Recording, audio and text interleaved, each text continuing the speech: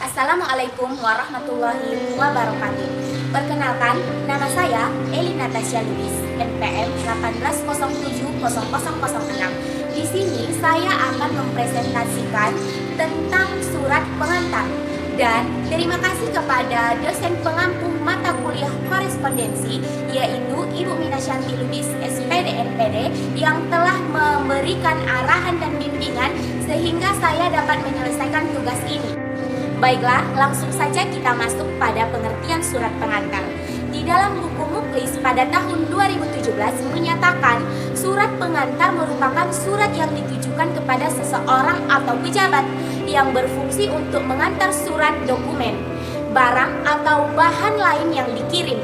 Surat pengantar ini dapat berbentuk surat dinas biasa atau surat berbentuk kolom. Untuk surat berbentuk dinas biasa, susunannya sama dengan surat dinas. Sedangkan pendapat lain menyatakan surat pengantar adalah surat yang diperuntukkan untuk memberitahu kepada pihak yang dituju bahwa hal yang ingin dilakukan oleh si pembawa surat telah diketahui dan atas izin seseorang yang bertanggung jawab.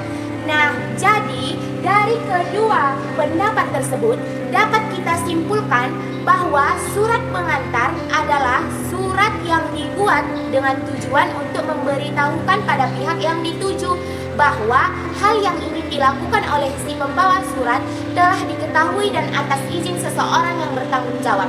Contohnya, ketika mahasiswa ingin melakukan suatu penelitian di sebuah perusahaan atau instansi, maka mahasiswa tersebut harus membawa surat pengantar dari kampus yang ditandatangani oleh ketua jurusan atau dekan fakultas yang terkait atau orang yang berwenang dalam kampus. Jadi, itulah yang dimaksud dengan surat pengantar. Sekarang kita lanjut kepada format surat pengantar.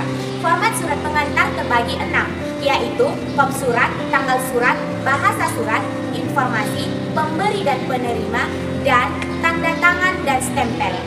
Kop surat berisikan nama instansi, alamat, dan nomor telepon dari instansi yang mengeluarkan surat pengantar. Fungsinya untuk menunjukkan keresmian surat tersebut. Yang kedua, tanggal surat. Tanggal yang ada di dalam surat menunjukkan kapan dibuatnya surat tersebut dan sampai kapan masa berlaku surat pengantar tersebut. Kita masuk pada bahasa surat. Ada beberapa hal yang terdapat di dalam bahasa surat pengantar, yaitu menggunakan bahasa formal, yaitu bahasa yang sesuai ejaan yang disempurnakan di dalam KBBI dan Pedoman Umum Ejaan Bahasa Indonesia. Pada penulisannya menggunakan kalimat yang singkat, padat dan jelas. Kita lanjut pada informasi. Isi surat pengantar harus memiliki informasi yang jelas dan valid sehingga dapat dipertanggungjawabkan. Lalu kita lanjut kepada pemberi dan penerima. Pembuatan surat pengantar biasanya ditunjukkan kepada pihak tertentu sehingga harus mencantumkan nama pemberi atau pengirim dan penerima surat. Penulisan nama pemberi dan penerima surat lengkap beserta instansi yang terkait. Dan yang terakhir, tanda tangan dan stempel. Di akhir surat pengantar yang sudah diterbitkan harus terdapat nama, tanda tangan orang-orang yang mengeluarkan surat pengantar yang disertai dengan stempel instansi terkait. Apabila ingin dilegalkan, dapat ditambahi materai pada bagian ini. Dan itulah format surat pengantar. Sekarang kita masuk pada surat pengantar.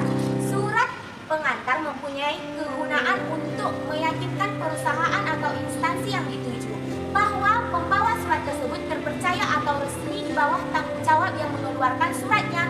Jadi jika terjadi apa-apa dengan data dari pemilik surat tersebut, maka orang pertama yang ditanya adalah penerbit surat tersebut. Surat ini biasanya paling sering ditemui untuk keperluan dokumen resmi yang dikeluarkan pemerintah, kepolisian, perusahaan, dan pendidikan. Itulah kegunaan dari surat pengantar. Contoh dari kegunaan surat pengantar tersebut yang sering dibuat oleh masyarakat pada umumnya adalah surat dari ketua RT, RW, dan kelurahan, surat permohonan magang atau praktek kerja lapangan atau sering kita sebut dengan PKL, surat pengantar dari perusahaan. pengantar dinas kerja, surat pengantar untuk puasa, surat pengantar SKCK, surat pengantar keterangan tidak mampu, surat pengantar dokumen atau berkas, dan yang terakhir, surat pengantar dokumen pernikahan. Itulah contoh kegunaan dari surat pengantar. Dan sekarang kita masuk pada contoh surat pengantar. Yang pertama adalah surat pengantar dinas.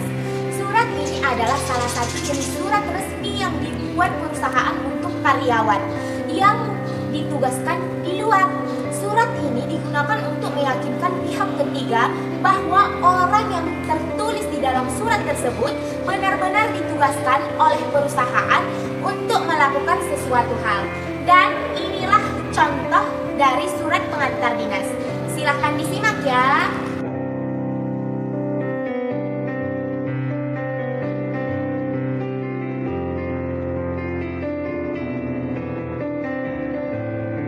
Lalu kita masuk pada surat pengantar pengambilan barang. Surat ini merupakan surat yang dikeluarkan perusahaan atau instansi sebagai alat bukti pengambilan barang yang sah. Dan inilah contoh dari surat pengambilan barang. Silahkan disimak kembali.